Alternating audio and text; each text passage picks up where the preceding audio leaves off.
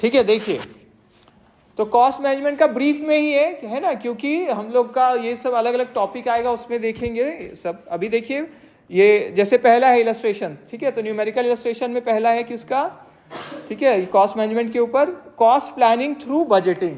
ठीक है, बजटिंग के थ्रू जब हम लोग करेंगे तो हम आप चैप्टर ही पढ़ेंगे अभी तो, है ना, यूनिट 2 ही है शायद आपका बजटिंग वाला, है ना। तो budgeted data for a month एक दिया हुआ है, तो प्रोडक्शन आप कितना सोचे 5000 यूनिट्स का, पर यूनिट कितना खर्च होने का अनुमान है, टोटल बजटेड कॉस्ट कितना हुआ आपका 5000 इंटू 40 तो 2 लाख। तो मतलब मैनेजमेंट प्लान कर लिए हैं एडवांस में कि इंश्योर करने के लिए रिसोर्सेस हम लोग एफिशिएंटली अच्छे से यूज करें। ठीक है, इसको क्या बोलते हैं हम लोग, कॉस्ट प्लानिंग। ये हमारा एक इंपॉर्टेंट पार्ट है किसका, कॉस्ट मैनेजमेंट। क्लियर सबको, सिंपल में पहले से तय कर लिए तो ये भी तो मैनेजमेंट का हिस्सा हुआ ना, तय किए हम। क्लियर है। इलस्ट्रेशन 2 में देखिए cost control using budget versus actual cost. ठीक है, तो बजटेड, अब मेरा बजटेड डेटा दिया हुआ है, मटेरियल डायरेक्ट इतना लगेगा, लेबर ओवरहेड्स टोटल कॉस्ट इतना आएगा, लेकिन एक्चुअल में देखिए मटेरियल में बढ़ गया, लेबर में भी बढ़ गया और ओवरहेड में भी बढ़ गया। क्लियर है सबको। तो एक्चुअल कॉस्ट 185 है, जबकि बजटेड कितना हम सोचे थे 180 लाख।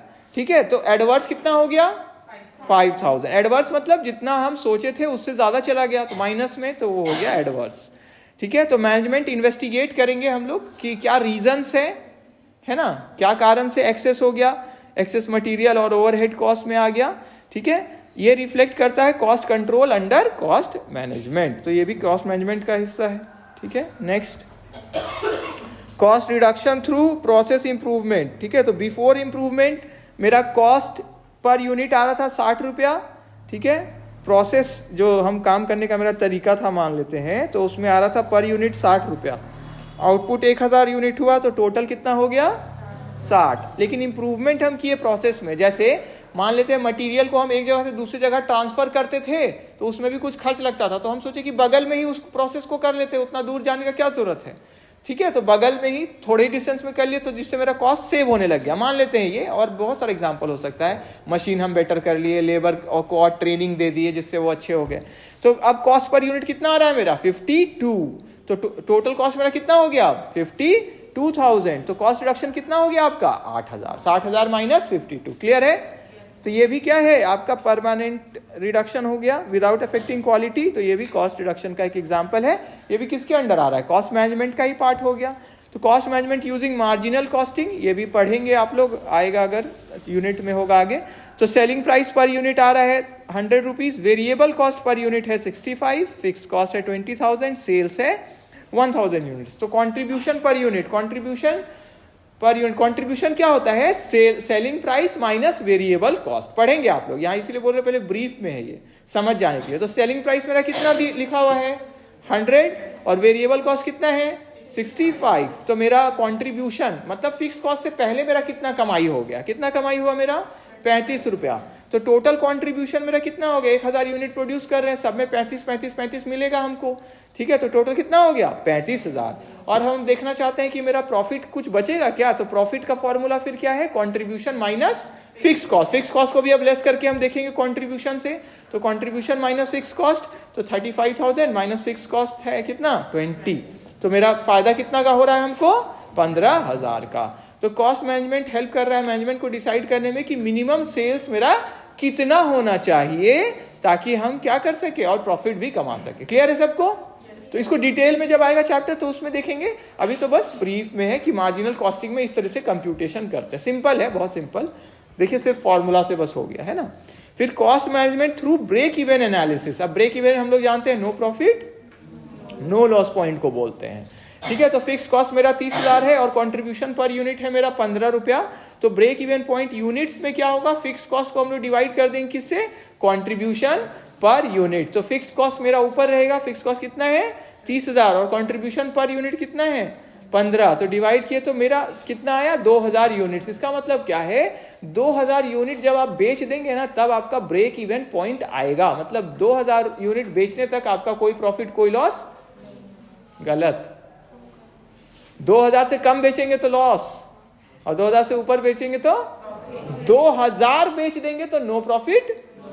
समझ में आ गया। ठीक है, क्लियर सबको। तो मैनेजमेंट को पता होता है कितना प्रोडक्शन करें हम, जिससे हम लॉस को अवॉइड कर सके, कितना बेच दे, ठीक है। तो ये एक इंपॉर्टेंट प्लानिंग टूल है, ठीक है। तो फिर कॉस्ट मैनेजमेंट यूजिंग मेक और बाय डिसीजन, ठीक है। फिर से हम खरीदे उस चीज को या बना ले, मेरे लिए फायदा क्या है। तो अगर हम बनाते हैं तो वेरिएबल कॉस्ट पर यूनिट मेरा कितना है 50, फिक्स कॉस्ट कितना लगेगा 20, और यूनिट हमको कितना है, यूनिट दिया हुआ 1000, तो टोटल कॉस्ट मेरा कितना होगा 1000 इंटू वेरिएबल कॉस्ट जो लगेगा ही, और प्लस क्या कर देंगे फिक्स कॉस्ट, ठीक है। तो मेरा टोटल कितना आ रहा है 70,000। क्लियर है यहाँ तक, ठीक है। और अगर हम इसी को खरीद लेते हैं तो मेरा परचेज प्राइस कितना है 65 रुपया पर यूनिट, और टोटल कॉस्ट मेरा कितना है 1000 इंटू 65, ठीक है।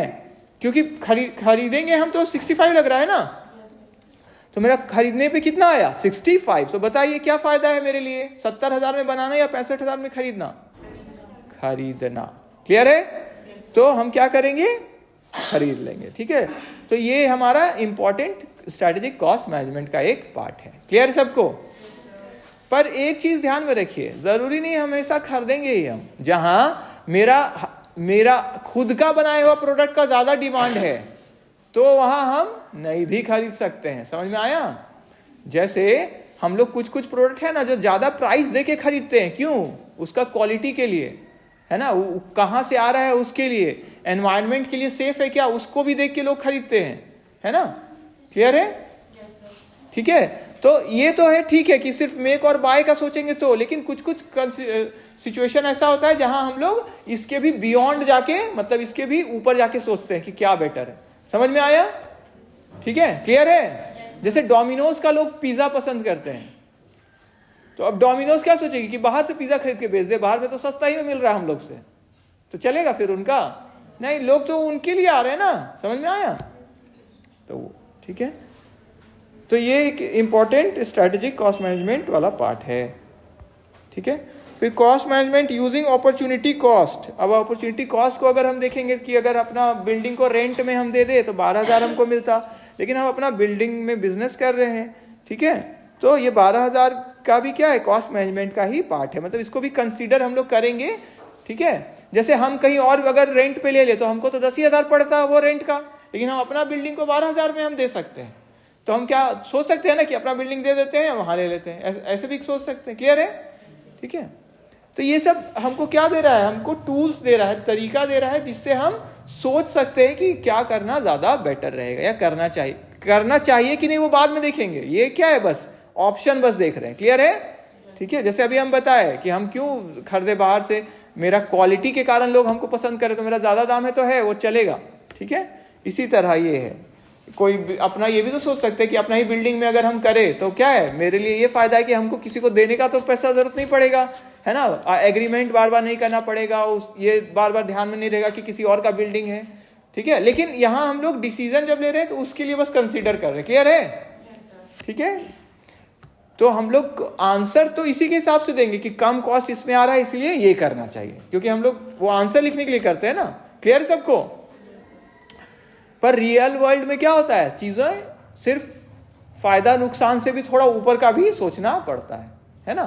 सोचते हैं ना ऐसा हम लोग कि भले ही इसमें फायदा है, पर जैसे चोरी में तो फायदा है तो चोरी कर ले, नहीं ना, ठीक है, आपने कुछ करना नहीं पड़ा मेहनत, क्या हुआ किसी और का ले लिए, है ना। फोन कोई चार्ज में लगाया, चलो चार्जर भी मिल रहा है, फोन भी मिल रहा है, लेके चलो फायदा, पर उससे क्या है, वो तो आप गलत काम कर दिया ना। तो इसीलिए लेकिन यहाँ पे है तो बस हम देख रहे हैं कि फायदा किस में है, तो वो ऑप्शन के लिए हम लोग जाएंगे। तो आंसर में मेरा यही रहेगा कि ये इसमें कम कॉस्ट है, इसमें ज्यादा प्रॉफिट है, इसलिए ये चूज करना चाहिए। Cost management through labour efficiency improvement. अगर लेबर का हम एफिशिएंसी बढ़ा दे, जैसे ट्रेनिंग कर दे, है ना, एआई में कैसे काम किया जाता है ये सिखा दे हम, ठीक है, वो कोर्स कर दिए वो, तो अब क्या हो गया, उनका स्किल बढ़ गया, है ना। स्किल बढ़ गया तो क्या हुआ, काम में अब कम समय लगेगा ना, उनको कम समय लगेगा, ज्यादा प्रोडक्टिव होगा, अच्छा काम होगा। तो अगर before training labour hours per unit कितना था 5, है ना, 5 घंटा वो लेते थे, और 1 घंटा का हम लोग कितना देते थे उनको 100 रुपया, है ना। तो कॉस्ट पर यूनिट कितना था मेरा